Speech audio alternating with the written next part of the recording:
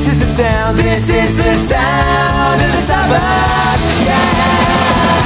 This is the sound of the suburbs. This is the sound of the air.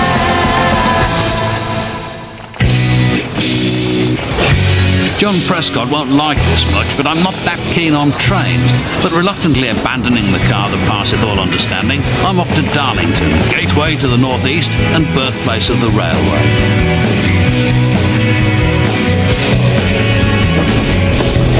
I'll give you the right change. Oh, never mind. Right, cheers. Okay, thanks a lot. The northeast has been famous for its industry for hundreds of years. Taking the place of the mines and shipyards, chemical works now dominate the horizon. Hidden amongst the sprawling sites and towns is a lot of undiscovered musical talent. Any further if you have any doubts at all, don't go to Darlington if you've anywhere else to go. For example, a band called Twosheds. Simon and Martin Twoshed kindly offered to meet me off the train. Because if I know that I can play the damn thing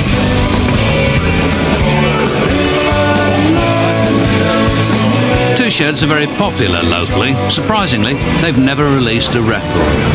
If you've been playing for like 8-9 years in the same town and really, you know, not yet having developed a national reputation.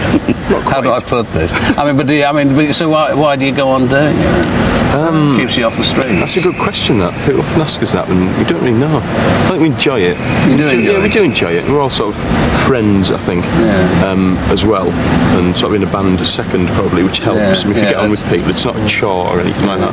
But, have you got, so you got like other work, have you, or what? I think we've had to find work, other work over the years, Which means you haven't got time to get famous as well. Yeah, this is true. It's kind of a vicious circle. So you get a job so you don't starve, and then because you've got a job you can't get. So what do you do to stop yourself starving then?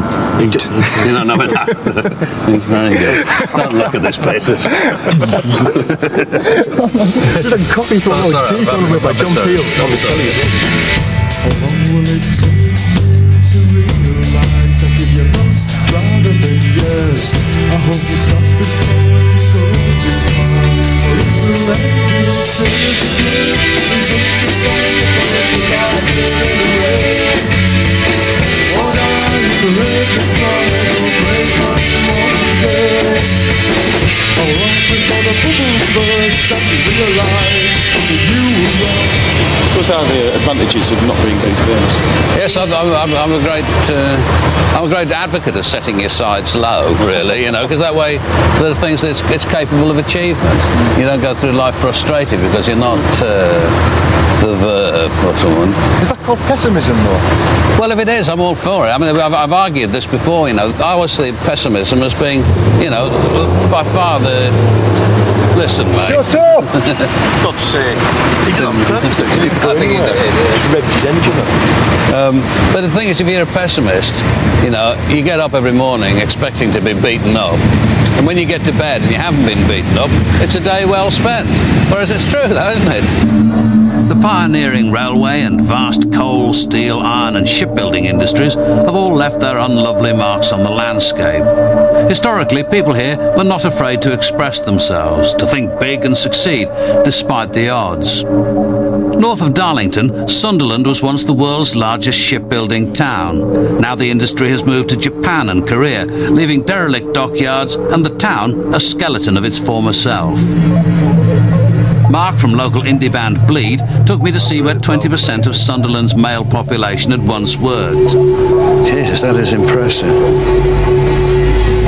In his grandfather's time, few families escaped involvement in the shipyards, with over 25,000 people working there.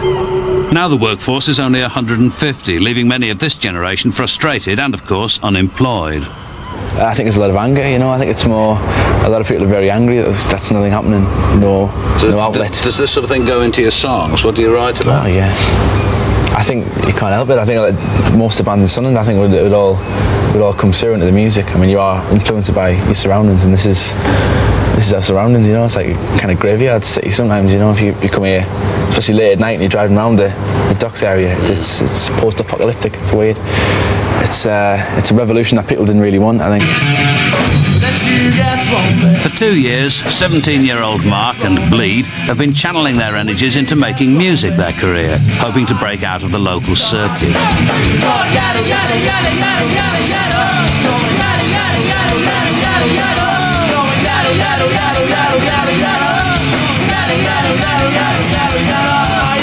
I want to go and look through that crack over there and see if you can actually see the water. Is that all right? Yeah, it's just the river outside. Just the river outside. As long as it stays outside. Yeah. Don't press any buttons or anything. Yeah, there it is, all right. Yeah.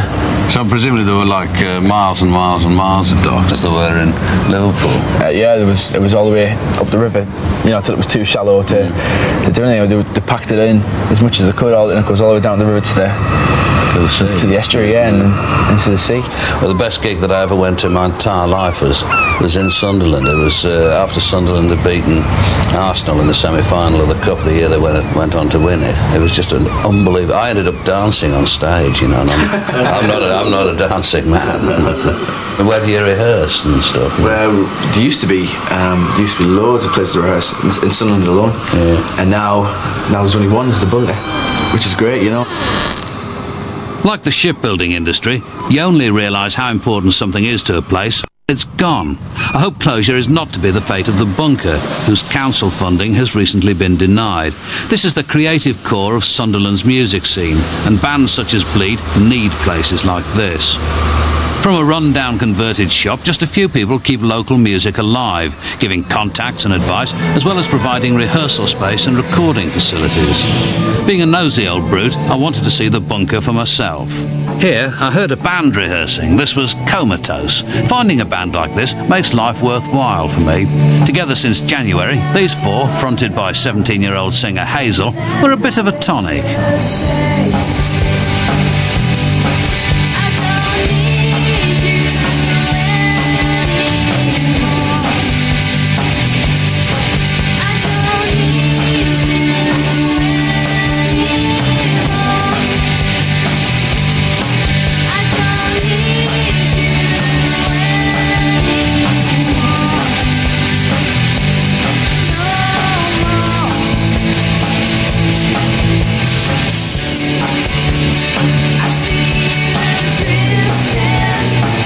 And what about the Bunker? How important is that?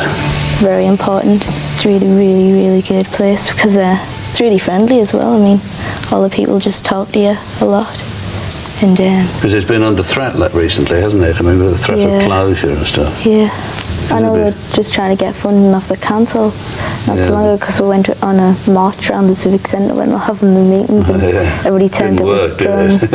No. You take out your frustrations on it. Yeah, but I mean, I hope it stays open really. Yeah, it'd be sad if it didn't.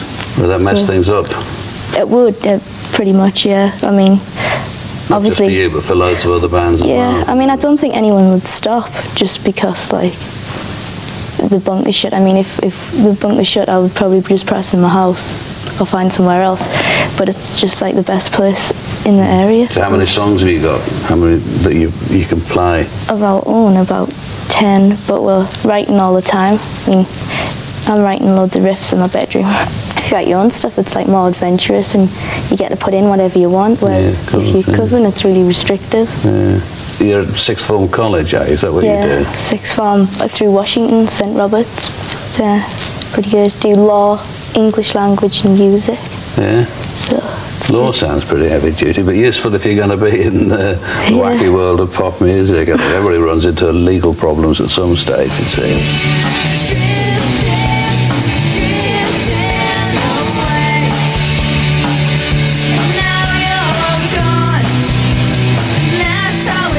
Comatose gave me a great deal of innocent pleasure, and as I wanted other people to hear them too, I offered them a session on my Radio 1 programme. Hazel didn't seem to know what I was on about. I rather liked that.